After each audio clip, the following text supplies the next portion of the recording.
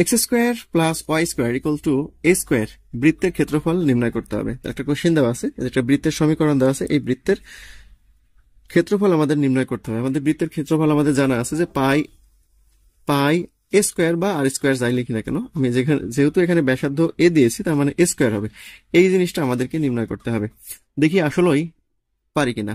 ওকে, তাহলে এই বৃত্তের আমরা আগে ফিগার অঙ্কন করে নিই, যে এটার আগে ফিগার অঙ্কন করা কিন্তু অবশ্যই প্রয়োজন। আমরা খুব সুন্দর করে কিন্তু সবাই ফিগার অঙ্কন করব। আচ্ছা, অবশ্যই কম্পাস দিয়ে অঙ্কন করলে ভালো। আচ্ছা, তাহলে এখন দেখো যে এখান থেকে এটা মূল বিন্দু যদি হয়ে থাকে তাহলে ব্যাসার্ধ কি, এখান থেকে এই অংশ হলো এ, আবার এখান থেকে এই অংশ হলো এ, তাই না? এ হচ্ছে, মানে এখানে যদি বলি তাহলে এ জিরো লিখতে হবে ওখানে লিখলে। আচ্ছা, তাহলে এখন আমাদের লিমিট দেখো পেয়ে গেলাম। লিমিট যেহেতু আমরা এক্স অক্ষ বরাবর নিচ্ছি, এক্স এর সাপেক্ষে যখন করতেছি তার মানে এক্স অক্ষ বরাবর, তাহলে লিমিট কিন্তু আমরা পেয়ে যাচ্ছি জিরো থেকে এ পর্যন্ত। এই বিন্দুতে হলো এক্স এর মান জিরো আর এই বিন্দুতে এক্স এর মান হলো এ, তাহলে আমরা লিমিট কিন্তু পাচ্ছি জিরো থেকে এ পর্যন্ত। তাহলে আমাদের ক্ষেত্রফলের যে সূত্র জানা আছে সেই সূত্র কি, integration Y dx A B. তাহলে এই সূত্র প্রয়োগ করে আমরা বের করতে পারবো। তার আগে আমরা প্রয়োজন যে আমরা কি পুরো বৃত্তের ক্ষেত্রফল বের করব না, পুরো বৃত্তের ক্ষেত্রফল বের করা আমাদের জন্য একটু কঠিন। তো আমরা বের করে নিব যে কোনো একটা অংশের ক্ষেত্রফল। তো আমরা ধনাত্মক অংশের ক্ষেত্রফলটা বের করে নিব, এই অংশের ক্ষেত্রফলটা আমরা বের করব। তো এই অংশের ক্ষেত্রফল বের করার পর এটিকে যদি আমরা চার দ্বারা গুণ করি, কেন 4 দ্বারা গুণ করবো, কারণ 1টা 2টা 3টা 4টা পার্ট আছে। এই একটা বের করে সেটাকে 4 দ্বারা গুণ করলে কিন্তু আমাদের রিকোয়ার্ড রেজাল্টটা আমরা পেয়ে যাব। তো আমরা সেজন্য আমাদের যেহেতু সূত্র আছে, সূত্রে ওয়াই আছে, তো ওয়াই এর মানটা কিন্তু আমাদের এখান থেকে বের করে নিতে হবে। তো আমরা এখান থেকে বের করে নেওয়ার চেষ্টা করি সমাধান।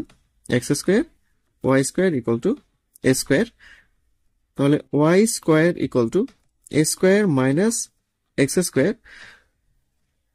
বা ওয়াই সমান plus minus a square minus x square. আচ্ছা, এখানে আমরা কোন অংশ নিয়ে কাজ করতেছি, এই অংশ নিয়ে কাজ করতে। এই অংশটা কি, এক্স অক্ষের উপরে ওয়াই এর মান অবশ্যই ধনাত্মক, তার জন্য কিন্তু আমরা এখানে মাইনাস মানটা গ্রহণ করব না, আমরা শুধু প্লাস নিয়ে কিন্তু এখানে অঙ্ক করব। এখানে একটা সাইড নোট দিয়ে দিতে হবে যেন সবাই বুঝতে পারে যে এক্স অক্ষের উপর যেহেতু ওয়াই ধনাত্মক, তার জন্য আমরা এখানে প্লাস মানটা বিবেচনা করছি। এখন তাহলে এখানে যদি আমরা ইন্ডিকেট করে দিতাম যে এইটা 0 এ বি, তাহলে এই অংশের ক্ষেত্রফলটা কত হতো? তো অতএব ও এ বি ও অংশের ক্ষেত্রফল, ক্ষেত্রের ক্ষেত্রফল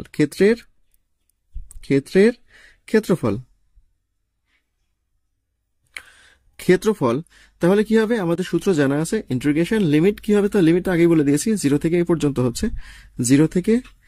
পর্যন্ত হচ্ছে ওয়াই ডিএক্স। তাহলে ওয়াই এর মান আমরা এখানে বসাবো 0 থেকে এ। ওয়াই এর মান কি, a square minus x square dx. এখন এইটাকে আমাদের হচ্ছে ইন্টিগ্রেশন করতে হবে। এখন এইটাকে ইন্টিগ্রেশন আমরা কিভাবে করব? দেখো, এটার একটা ফর্মুলা ছিল আমাদের, এরকম যদি থাকতো তাহলে আমরা কি ধরে নিতাম, কি ধরে করতাম, x equal to A sine theta ধরে করতাম, x equal to A sine theta ধরে করতাম। তার মানে কি, আমাদের রুটটা কিন্তু উঠানো একটা বড় প্রয়োজন ছিল। একটা শর্টকাট ফর্মুলা ছিল, যদিও শর্টকাট ফর্মুলা দিয়ে আমরা অঙ্কটা করব না, আমরা বড় ফর্মুলা দিয়ে অঙ্কটা বড়ভাবেই করব। আচ্ছা, তো dx equal to A cos theta D theta লিখে নিলাম। তাহলে এখন এখানে ভ্যালু বসাই। তো যখন আমরা ভ্যালু বসাচ্ছি তখন আমাদের রেজাল্টে কি আসছে, এ স্কোয়ার। এক্স এর পরিবর্তে এ সাইন থিটা বসাই, তার মানে কি আসছে, এ স্কোয়ার সাইন স্কোয়ার থিটা। আর ডিএক্স এর পরিবর্তে এ কস থিটা ডি থিটা। এখন এইটা কার মান ছিল, এক্স এর মান ছিল। এটা কার মান ছিল, এক্স এর মান ছিল। কিন্তু এই এক্স এর মানটাকে আমরা এখানে বসাবো? অবশ্যই বসাবো না, কারণ কি, আমরা এক্সটাকে ট্রান্সফার করে নিলাম হলো থিটাতে, তার মানে আমাদের থিটার মানটা কিন্তু বের করতে হবে। আমরা গতদিনে বক্স পদ্ধতিতে বের করা শিখেছিলাম, আমরা বক্স পদ্ধতিতেই যাব। আচ্ছা, তাহলে আমরা বের করে নিই এই পাশে। তাহলে এক্স থিটা, তাহলে এক্স এর মান যখন জিরো, এখানে এক্স এর মান 0 বসাও, 0 বসায় থিটার মান বের করলে কি হবে, আমাদের অবশ্যই 0ই হচ্ছে, এটা কোনো পরিবর্তন হচ্ছে না। ওকে, এরপরে কি বসাবো, এ বসালে দেখো এক্স এর মান যখন এ বসাচ্ছি, এ কাটা যাচ্ছে, তাহলে theta equal to sign inverse 1, তার মানে সাইন কত ডিগ্রি মান, 1 90 ডিগ্রি মান, তাহলে π/2 কিন্তু আমরা পেয়ে যাচ্ছি। ওকে, তাহলে আমরা একটু ক্যালকুলেশন সামনের দিকে এগিয়ে নিই। আচ্ছা, ক্যালকুলেশন সামনের দিকে এগিয়ে নিই। আচ্ছা, এখানে লিমিটটা বসিয়ে নিই π/2, তাহলে 0 π/2 আচ্ছা, এইখান থেকে দেখো এটাকে যদি ক্যালকুলেশন করি যে এ স্কোয়ার কমন নিলাম, এ স্কোয়ার কমন নিলে থাকছে 1 minus sine square, 1 minus sine square সমান কি কজ স্কোয়ার। তাহলে দেখো রুট আছে এবং কজ স্কোয়ার আছে, এ স্কোয়ার আছে, তাহলে সেটা কি হয়ে যাবে, এ কস থিটা এ কস থিটা ডি থিটা, এরকম ফরম্যাট কিন্তু চলে আসছে। আচ্ছা, তারপরে দেখো আমাদের এখানে যদি গুণ করে এ স্কোয়ার যদি কমন বাইরে নিয়ে আসি, তাহলে এ আর এ গুণ করলে এ স্কোয়ার হচ্ছে, যেটা আমরা বাইরে নিয়ে চলে আসলাম। তারপরে ইন্টিগ্রেশন সাইনটা দিয়ে দিলাম। এরপরে কজ আর কজ স্কোয়ার যদি গুণ করি তাহলে কি হবে, cos square theta D theta. এখন এইখানে কিন্তু সূত্র দেওয়া সম্ভব না, কজ স্কোয়ারের কোনো ইন্টিগ্রেশনের সূত্র আমাদের জানা নাই। তাহলে আমরা যদি সূত্র দিতে চাই তাহলে আমাদের কি প্রয়োগ করতে হবে, ত্রিকোণমিতি প্রয়োগ করতে হবে। ত্রিকোণমিতি প্রয়োগ করতে গেলে এখানে 2 লাগবে একটা, আমরা এখানে 2 দ্বারা একটা ভাগ করে দিয়ে ব্যালেন্স করে দিলাম। ওকে, এখন দেখো ত্রিকোণমিতির সূত্র কিন্তু এখানে খুব সহজে কিন্তু পড়ে গেল। ত্রিকোণমিতি কোন সূত্রটা আমরা এখানে ব্যবহার করতে পারছি, 1 প্লাস কজ 2 থিটা, অবশ্যই এটা হলো। আচ্ছা, এখন তাহলে আমরা যদি ক্যালকুলেশন আর একটু এগিয়ে নেই, তাহলে এখানে কি রেজাল্ট আসছে, 1 কে যদি আমরা ইন্টিগ্রেশন করি তাহলে আমরা পাবো থিটা, আর কজের ইন্টিগ্রেশন হলো সাইন, আর এখানে যেহেতু 2 আছে তার মানে এটা হাফ হয়ে যাবে, সাইন 2 থিটা। ওকে, 0 থেকে পাই বাই 2।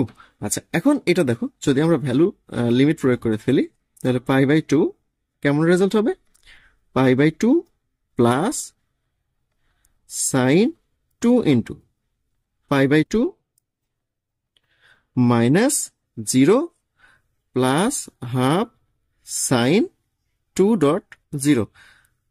দ্যাট মিনস আমরা একটা ক্যালকুলেশন করছি, ক্যালকুলেশন করলে আমরা পাবো এই অংশ এবং এই অংশ পুরোটা 0 হয়ে যাবে। দ্যাট মিনস আমরা পাচ্ছি কি এ স্কোয়ার বাই 4। তাহলে এই যে এ স্কোয়ার বাই 4 যে রেজাল্ট আমরা পেলাম, এটা কার ক্ষেত্রফল পেলাম, এটা আমরা ক্ষেত্রফল পেলাম এই অংশের। তাহলে কিন্তু আমাদের বের করতে হবে কি পুরো বৃত্তের ক্ষেত্রফল। তাহলে পুরো বৃত্তের ক্ষেত্র এই অংশের ক্ষেত্রফলকে যদি আমরা 4 দ্বারা গুণ করি তাহলে পুরো বৃত্তের ক্ষেত্রফল কিন্তু আমরা পেয়ে যাব। তো সেটাই আমরা এখন 4 দ্বারা গুণ করে দিই, তাহলে আমরা রেজাল্টটা পেয়ে যাচ্ছি। অতএব বৃত্তের ক্ষেত্রফল, বৃত্তের ক্ষেত্রফল, ক্ষেত্রফল এটাকে আমরা 4 দ্বারা গুণ করবো, তাহলে 4 ইন্টু এ স্কোয়ার বাই 4। তারপরে দেখো 4 আর 4 কাটা গেল,